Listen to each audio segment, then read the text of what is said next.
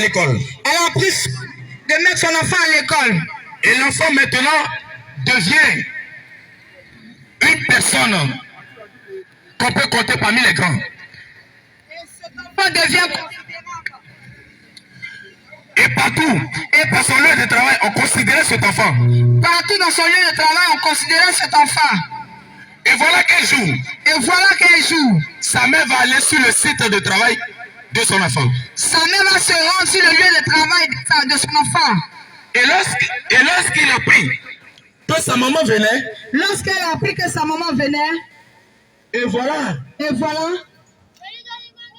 l'enfant dit à ses camarades, à ses collègues, l'enfant dit à ses collègues qu'il y a ma mère qui vient. Mais tellement qu'elle avait honte de présenter sa maman à cause de son visage. Alors elle décida de retourner la mère. Alors elle décida de retourner sa maman. De faire retourner sa maman. Après, nous allons nous voir. Parce qu'elle avait cette honte. Parce qu'elle avait honte de sa maman, qui a été brûlée à cause d'elle. Et à la suite de cela, sa maman a dit, ma fille, si tu savais que c'était à cause de toi, que je suis brûlé, que tout mon corps a été brûlé, tu n'allais pas me rejeter. Tu n'allais pas avoir honte de moi. Parce qu'auparavant, l'enfant ne savait pas que c'était à cause d'elle. Parce qu'autrefois, l'enfant était ignorante de ça pourquoi la mère brûlait. Et maintenant qu'elle a appris la nouvelle, maintenant que la mère l'a informée, elle est restée toute glacée. Et elle a commencé à pleurer. Et elle s'est mise à pleurer. Alléluia. Amen. Alors, c'est pour te dire que l'enfant qui rejetait sa mère, c'est toi et moi. Et la mère qui était brûlée à cause de cet enfant. Cette mère, c'est Jésus-Christ lui-même. Parce que c'est à cause de toi et moi. Que Jésus a été crucifié. C'est à cause de toi et moi. Que Jésus a été humilié. Alors, nous te présentons Jésus. Et c'est Jésus qui vient vers toi. Pour te dire, mon fils, ma fille, c'est à cause de toi. Que moi Jésus, j'ai souffert la croix. C'est à cause de toi. Que moi Jésus, j'ai été humilié. On m'a trimballé. On m'a mis à nu. On a craché sur moi. On m'a déshabillé. J'ai tout supporté. Oui. À cause de toi. Mais toi, tu dis tu as honte de moi. Tu dis, tu ne peux pas me présenter. Devant les hommes. Mais Jésus dit ceci. Car quiconque aura honte de moi et de mes paroles. Le Fils de l'homme aura honte de lui. Quand il viendra dans sa gloire. Et dans celle du Père. Et les saints anges. Bien-aimé. Si tu connais Jésus. N'aie pas honte de proclamer Jésus. N'aie pas honte de proclamer Jésus. N'aie pas honte de présenter Jésus. N'aie pas honte de présenter Jésus. Parce que c'est Jésus qui a livré son dos. Parce que c'est Jésus qui s'est livré. Qui s'est livré lui-même. En sacrifice. Pour que nous ayons la vie. Frère. Jésus est ton sauveur. Jésus est ton sauveur. Et tu n'as pas remarqué que il y a des personnes qui sont venues vers toi. Il y a des personnes qui sont venues vers toi. Il y a aussi tes voisins. Il y a aussi tes voisins. Chez toi à la maison, tes voisins qui sont à côté. Tes voisins de maison. Le voisin n'a pas à manger chez lui. Le voisin n'a pas de quoi manger. Il souffre. Il souffre. Pour manger, c'est difficile. Pour manger, c'est difficile. Les enfants pleurent chaque jour. Les enfants pleurent chaque jour. Mais toi, tu n'étais pas un jour. Tu n'étais pas un jour. Tu n'étais pas tourné le visage vers ses enfants. Tu n'as jamais tourné le visage vers ses enfants. Tu n'as pas regardé la famille qui est à côté de toi. Tu n'as pas regardé ton voisin qui n'a pas de quoi manger. Mais chaque fois, tu les critiquais. Mais chaque fois, tu les critiquais. Ceux-là, ils n'ont rien. Ceux-là, ils n'ont rien. Et chaque fois, ce sont ces enfants-là. Chaque fois, ils vont venir chez moi. Demander à manger. Chaque fois, ce sont ces enfants qui viennent encore chez moi. Bien-aimé. Bien-aimé. À chaque fois que tu vas repousser cet enfant. À chaque fois que tu vas repousser cet enfant. À chaque fois que tu vas repousser ton voisin. À chaque fois que tu vas repousser ton voisin. Parce qu'il est en difficulté. Parce qu'il est en difficulté. C'est Jésus-Christ que tu as rejeté. C'est Jésus-Christ que tu as rejeté. Parce qu'il a dit. Celui qui vous reçoit me reçoit. Celui qui vous reçoit me reçoit. Donc si tu as reçu quelqu'un. Si tu as reçu quelqu'un. Chez toi. Ce n'est pas cette personne que tu as reçue. Ce n'est pas un homme que tu as reçu. Mais c'est Jésus-Christ que tu as reçu. C'est Jésus-Christ que tu as reçu. C'est pourquoi il a dit. D'autres en faisant cela. Ils ont reçu des anges sans le savoir. Ils ont hébergé des anges sans le savoir. Alléluia. Amen. Tu vois les malades mentaux dans les rues. Tu les rejettes. Quand tu passes, tu bouges tes narines. Ils sentent. Bien-aimé. Lui aussi. Il a été créé à l'image de Dieu. Mais il faut comprendre que c'est Satan qui l'a rendu comme ça.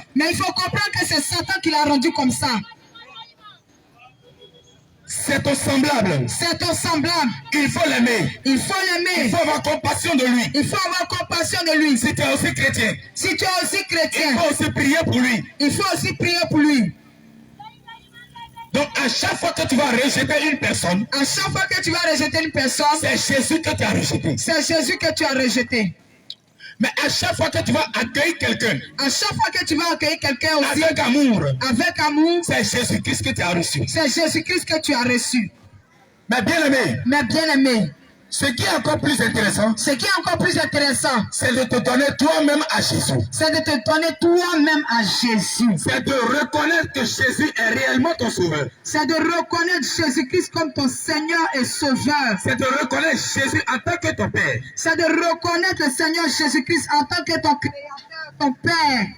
En tant que ton ami fidèle. Sans lui, tu ne peux pas te promener. C'est pourquoi il ne faut pas avoir honte de dire que Jésus est Seigneur. C'est pourquoi il ne faut pas avoir honte de proclamer la Seigneurie du Seigneur Jésus. Frère, longtemps tu entends parler de Jésus. Jusqu'à présent, tu es encore incrédule. Mais laisse-moi te dire. L'incrédulité. Si tu te mets toujours dans ça. Ça ne peut pas t'arranger. Tu ne peux entrer au ciel. Ça ne peut pas t'arranger. Parce que celui-là même qui te parle chaque jour. Ce n'est pas nous les hommes qui te parlons. Mais c'est Jésus lui-même qui te parle. Personne n'est venu parler de lui-même. C'est pourquoi nous vous présentons Jésus-Christ. C'est pourquoi nous présentons sa parole. Et cette parole, ce n'est pas pour moi. Cette parole n'est pas la nôtre. Cette parole n'est pas aussi pour les frères et les sœurs. Cette parole n'est pas la nôtre. Alors, il faut savoir que cette parole est pour Jésus-Christ. Il faut savoir que cette parole est la parole du Seigneur Jésus. C'est à cause de lui que nous sommes là. Alors frère, Il faut écouter ceci. Écoute ceci. Sans Jésus-Christ, Sans Jésus, il n'y a point de vie sur la terre. il n'y a point de vie. Ni au ciel. Ni sur la terre, ni au ciel. Il a dit, je suis la résurrection et la vie. Je suis la résurrection et la vie. Et celui-là même qui a dit, je suis la vie. Et celui-là même qui a dit que je suis la vie. Mais pourquoi suivre celui qui n'a pas la vie? Pourquoi suivre celui qui n'a pas la vie? Pourquoi adorer celui qui n'a point la vie? Pourquoi adores-tu celui qui n'a pas la vie? Jésus n'a point dit. Jésus n'a point dit. Passez par ici. Passez par ici. Et vous aurez la vie. Et vous aurez la vie. Il dit je suis. Il dit je suis. Le chemin. Le chemin. La vérité. La vérité. Et la vie. Et la vie. Nul ne vient au Père. Nul ne vient au Père. Que par moi. Que par moi. Mais où se trouve le Père? Mais où se trouve le Père? Or, nous savons qu'il est un ciel. Nous savons qu'il est un ciel. Et tu as entendu aussi parler du paradis. Et tu as entendu aussi parler du paradis. Mais il dit, nul ne va là-bas. Nul ne va là-bas. Que par lui. Que par lui. C'est que si. C'est par lui que nous devons aller. Si c'est par lui que nous devons aller. C'est que c'est lui-là même qui est descendu. C'est que c'est lui-même qui est descendu. Puisque personne n'est monté. Puisque personne n'est monté. À part celui qui est descendu du ciel. À part celui qui est descendu du ciel. C'est celui-là qui connaît le Père. C'est celui-là qui connaît le Père. Et c'est Jésus-Christ lui-même. Et c'est Jésus-Christ lui-même. Bien-aimé. Bien-aimé. Je vais te dire. Nous voulons te dire. Il y a deux vies. Il y a deux vies. Il y a un artiste dans ce monde qui dit. Il y a un artiste dans ce monde qui dit. On ne vit qu'une seule fois. On ne vit qu'une seule fois. Vis ta vie. Vis ta vie. Fais ce que tu veux. Fais ce que tu veux. Pêche comme tu veux. Pêche comme tu veux. Danse comme tu veux. Danse comme tu veux. Bois comme tu veux. Bois comme tu veux. Il y a un qui même qui a dit. Il y a un même qui a dit. On n'a qu'à boire. Il faut boire. Il faut boire. Mais tu seras étonné. Que tu vas boire l'acide. Que tu vas boire l'acide. Alléluia. Amen. Il y a deux vies. Il y a deux vies. Il y a une vie sur la terre. Il y a une vie sur la terre. Et de la même manière, qu'il y a deux vies. De la même manière qu'il y a deux vies. Il y a aussi deux mondes. Il y a aussi deux mondes. Il y a le monde physique. Il y a le monde physique. Et aussi le monde spirituel. Et aussi le monde spirituel. Et de la même manière qu'il y a deux mondes. De la même manière qu'il y a deux mondes. Il y a aussi deux corps. Il y a aussi deux corps. Il y a le corps physique. Il y a le corps physique. Et il y a le corps spirituel. Et il y a le corps spirituel. Donc tout ce qui est dans le physique. Tout ce qui est dans le physique. Après la mort. Le physique va rester au physique. Le physique va rester au physique. Et le surnaturel. Va sortir. Va vivre dans l'éternité. Dans le lieu invisible. Parce que l'œil physique ne peut pas voir les choses spirituelles. Alors pour aller dans l'éternité, pour affronter l'autre vie, il faut se séparer de ce corps physique. Or, la séparation de ce corps, c'est cette séparation qu'on appelle la mort. Parce que lorsque Dieu a créé l'homme, il a fait l'homme, le corps, la chair que tu vois, il a fait à base de la poussière. Et il a mis un souffle. Et ce corps a pris vie. Mais ce qui vit pour l'éternité, c'est ton âme qui est en toi. Et qui est dans le sang. C'est pourquoi lorsque tu te vides de ton sang, le corps meurt. Mais l'âme vit. Mais où? Question. Où ton âme vivra? Ton éternité. Là-bas, il n'y a plus la mort. Il n'y a plus de mort là-bas. Je vais te parler de la mort physique. S'il